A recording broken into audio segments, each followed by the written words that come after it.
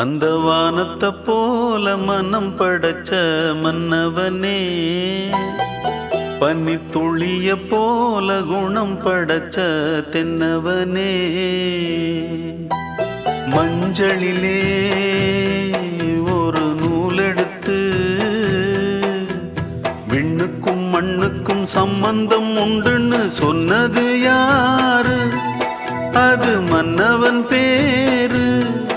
அந்த வானத்தை போல மனம் படைச்ச மன்னவனே, பனி துளிய போல குணம் படைச்ச தென்னவனே.